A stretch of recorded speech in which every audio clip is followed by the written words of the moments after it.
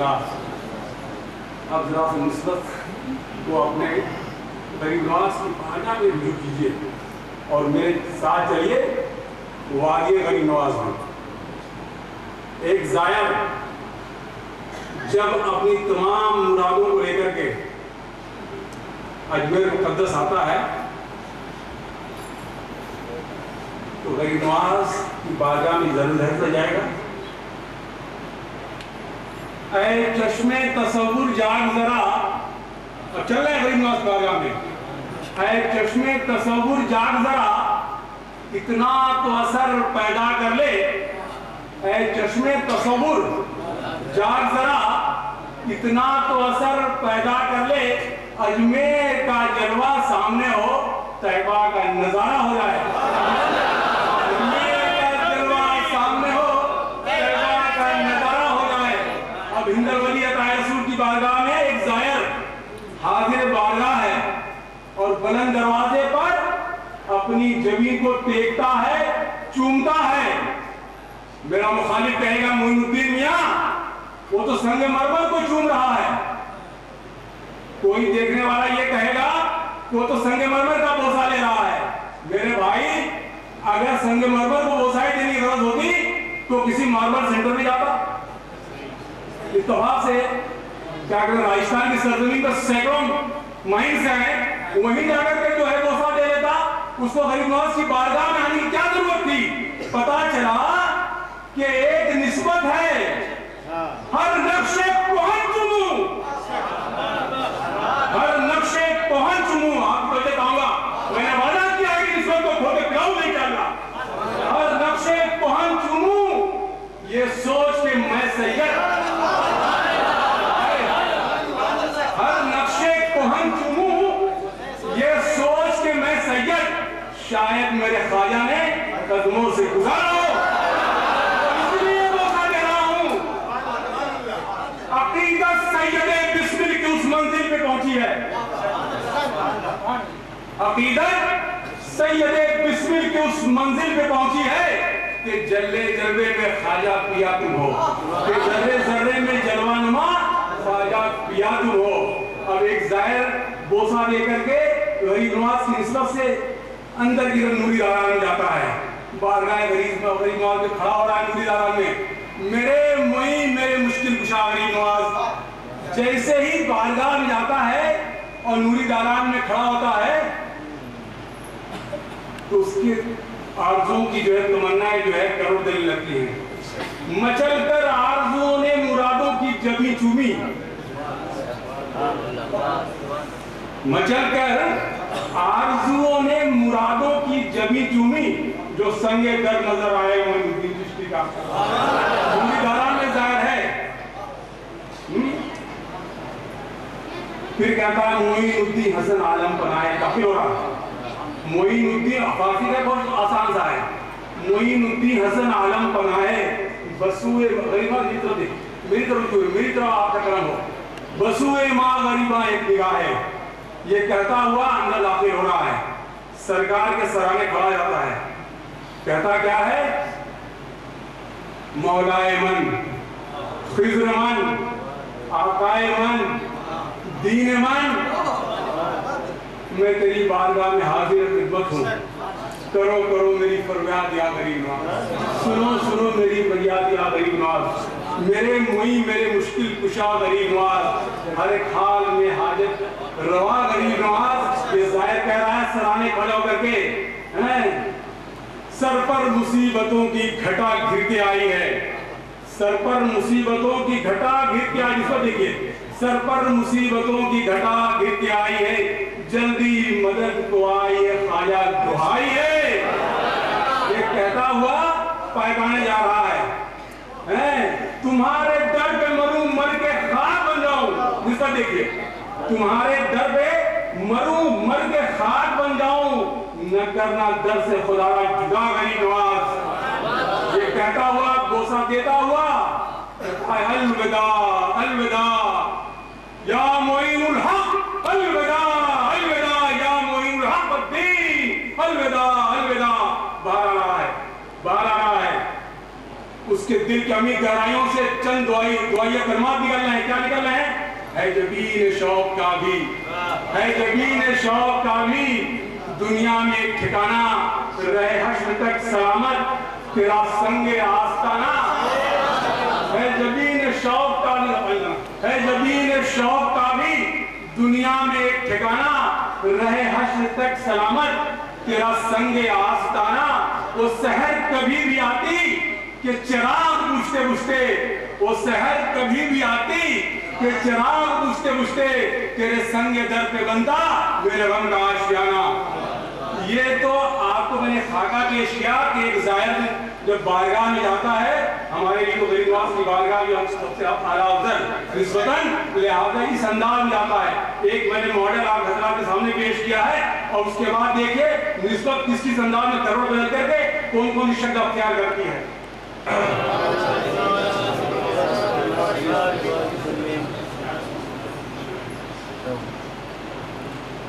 اللہ جل مجدہ نے جب تشکیل کائنات کی تو جو سب سے پہلی چیز وجود میں آئی تو اللہ تعالیٰ نے اپنے نور پاک سے سرکار دو عالم صلی اللہ علیہ وسلم کو پیدا فرمایا اور وہ خلق اول بنے. سنیے علمی گفتگو ہے، سن لو، شاید اس مقام پہ انہیں روا ملے نہ ملے.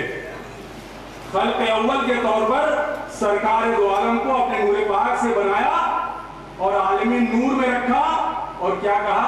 اے ہمت. اور کیا نوازا اپنے محبوب کو کہ اپنے لیے تو کہہ رہا ہے خداوند قدوس الحمدللہ رب العالمین. تمام عالم کا رب ہے، ظاہر بات ہمارا پالنہار ہے، رب العالمین ہے نا.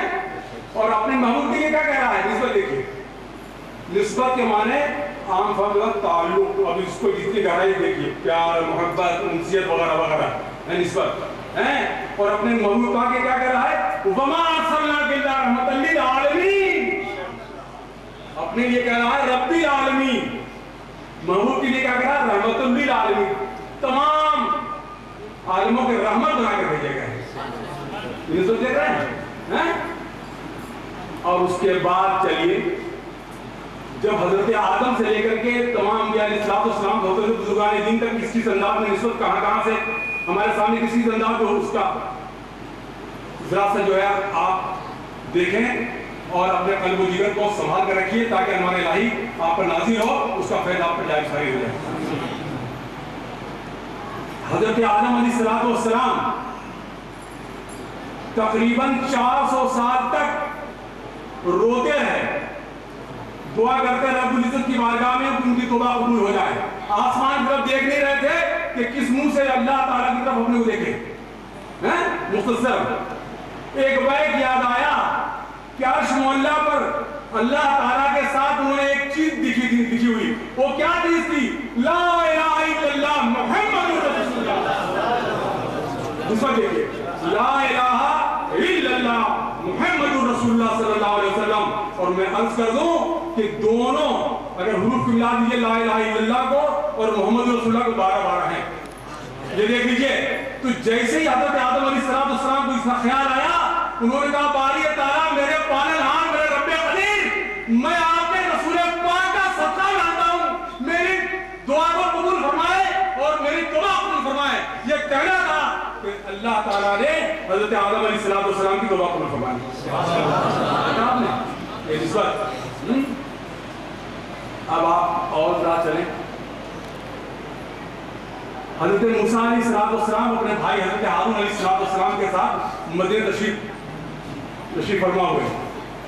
حضرت ہارون علیہ السلام کی خواہش تھی کہ یا اللہ تیرا فرمان ہے کہ تیرے رسول جو ہے خاتم النبیین بن کے آئیں گے اور مدینہ منورہ میں رہیں گے، تو میری آخری سانس یہی نکل جائے، میری التجا یاد انتقال کر گئی. انا للہ و انا الیہ راجعون. کہا حضرت موسیٰ سے کہ بھائی مدینہ دیکھ لیا ہے اور اس لیے یہیں پڑا رہنا تو تاکہ مدینہ والے کو بھی دیکھ مانے. یہ نسبت دیکھیے.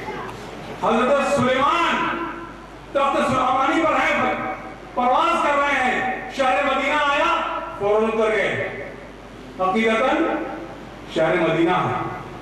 دیکھ رہے ہیں مدینہ شریف کے بدو وہاں رہنے والے عربی امام سیوطی رحمۃ اللہ تعالیٰ لکھتے ہیں کہ جب وہ جنگلات سے نکلتے تھے تو جیسے ہی مدینہ پاک کی سرحد شروع ہو جاتی تھی تو کنکریاں لے لے کر کے اپنے چہروں پر اپنے جسموں پر ڈالتے تھے. لوگوں نے پوچھا کیا کر رہے ہو؟ یہ کہنے لگے کہ عظمت کا مقام ہے, یہاں سے مدینہ کی سرحد شروع ہوتی ہے, ذرہ ذرہ یہاں کا مادہ و آفتاب ہے.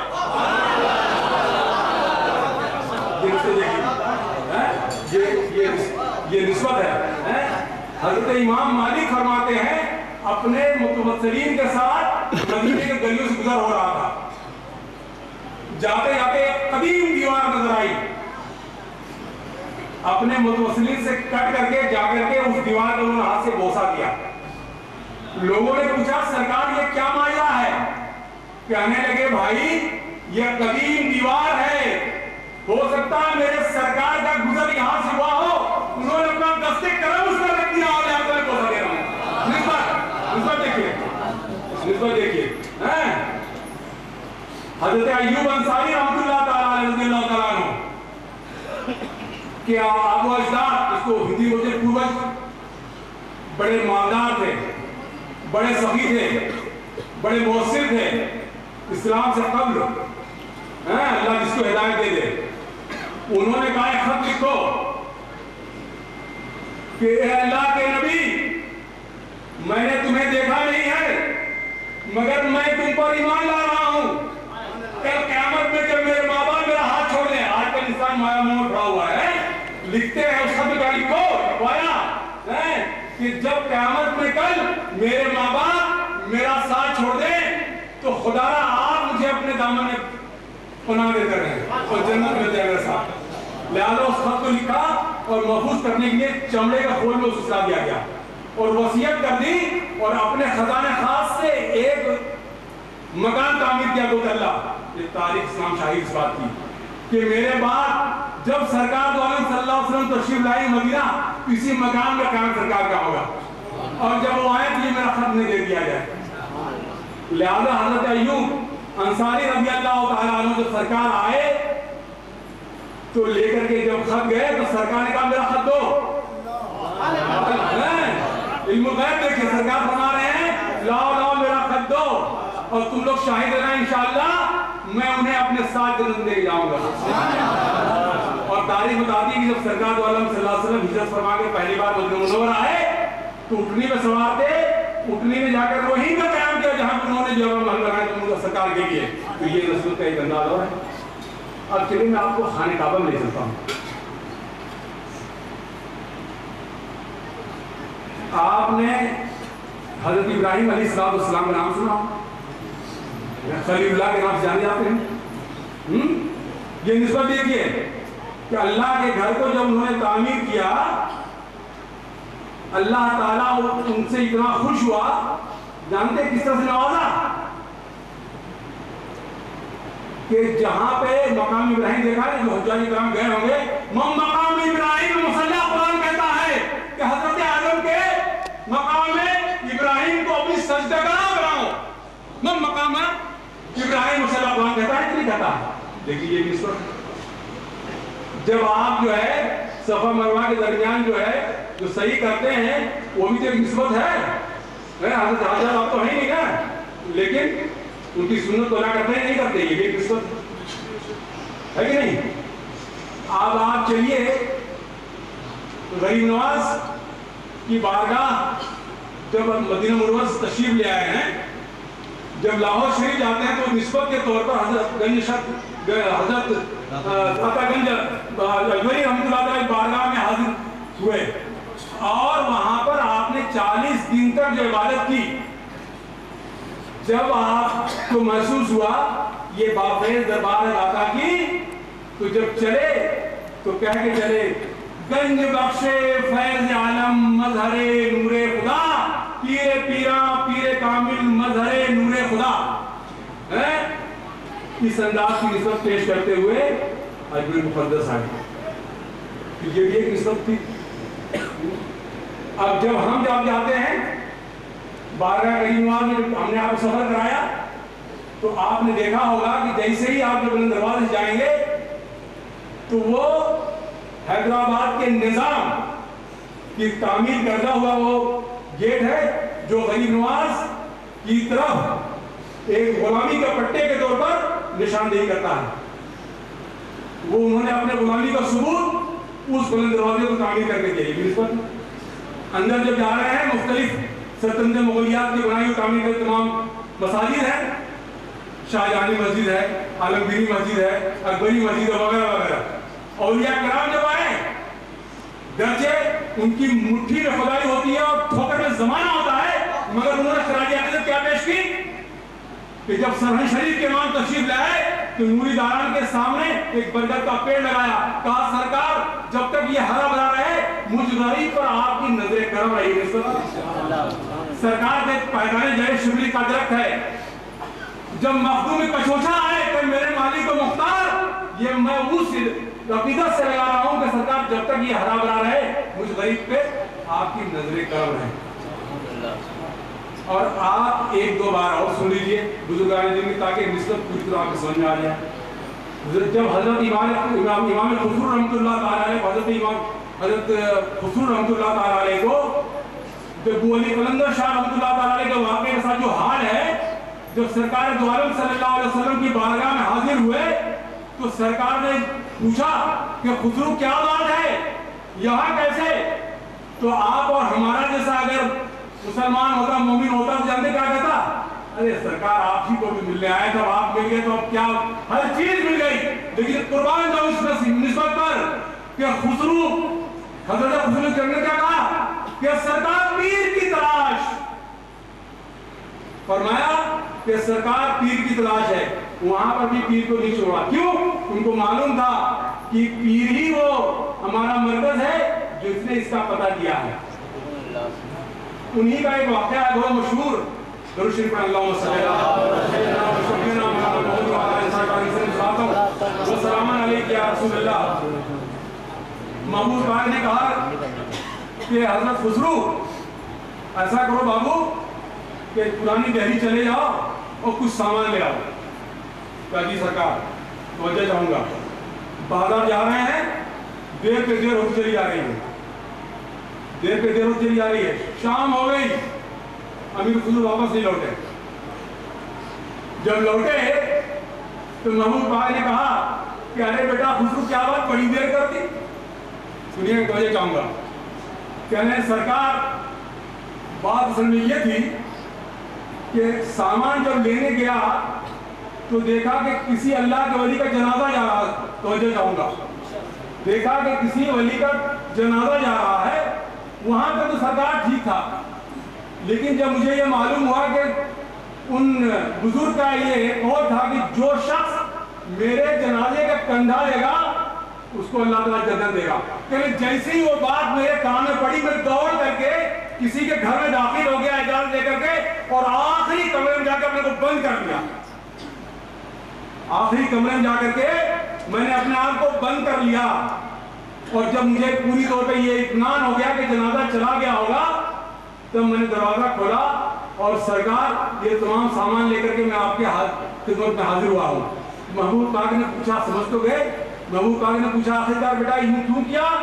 کہنے میرے مالک و مختار, میرے تاجدار, میری نجات کے مرکز خسرو کو ہر چیز گوارا ہے, مگر یہ گوارا نہیں ہے کہ جنت کسی اور سے لے, دامن کسی اور سے پاؤ. جنت بھی لیں گے تو آپ ہی سرکار لیں گے.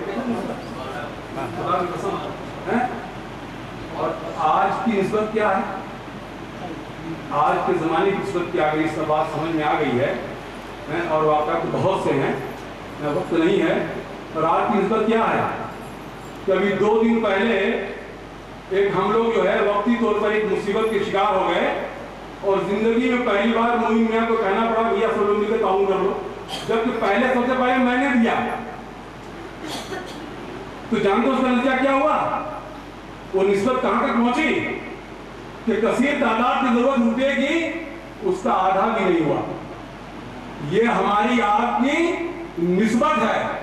اور آپ خدا نہ ٹٹول لیجئے کہ یہ ہماری اور آپ کی نسبت ہے کہ مکاری ہے، ریاکاری ہے یا فریب ہے. وہ خود آپ دیکھ لیجئے، آئینہ سب کے ہاتھ میں آ گیا ہے، اپنی شکل و صورت خود دیکھ لیجئے. مجھے کچھ نہیں کہنا اس پر. خدا گواہ ہے کہ جب معین آتا اس بارگاہ میں غریب نواز کی نگری میں تو کسی کا دست نگر نہیں بن کے آتا ہے بلکہ ان بارگاہوں کا دست نگر بن کے آتا ہے. خدا کی قسم ایک وقت اپنی جیس خدا دے سکتا تھا، مگر ہو سکتا ہے ابو حضور کو یہ دکھلانا تھا اور جتانا تھا کہ دیکھو میں نے سب کو آئینہ دے دیا ہے، ان کی شکل اس میں دیکھ لو. 10 روز رہ کر کے مفت کا کھا کر کے ہر چین و سکون کی زندگی گزار کر کے یہاں چلے جاتے ہیں. جب ایسا وقت آتا ہے کہ ایک پیسے کے لیے جو ہے منہ موڑ لیتے ہیں. یہ نسبت اپنے آپ کو ٹٹولیے، اپنے آپ کو دیکھیے کہ کون کہاں کھڑا ہے. بابا صاحب کا کرم ہے. کیا کرم ہے؟ یہی کرم ہے. اس سے بڑھ کر کیا اور مصیبت ہو سکتی تھی کہ آپ کے نجات گاہ جس کو آپ مرکز آپ کا سمجھتے ہیں نجات گاہ، اس بارگاہ پہ ایسی بات آئی ہے.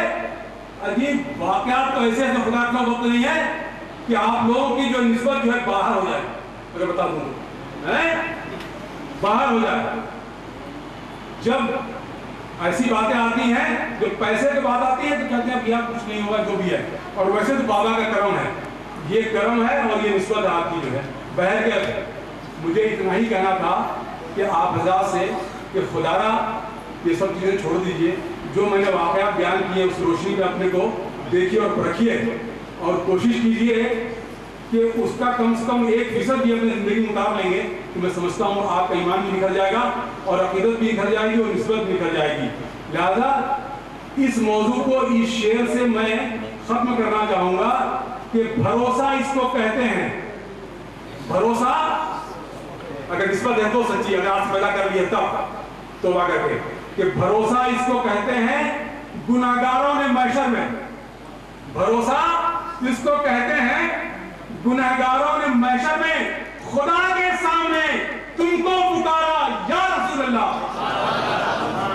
بھروسہ اس کو کہتے ہیں گناہگاروں نے محشر میں خدا کے سامنے، مجھے کہو خدا کے سامنے تم کو پکارا یا رسول اللہ.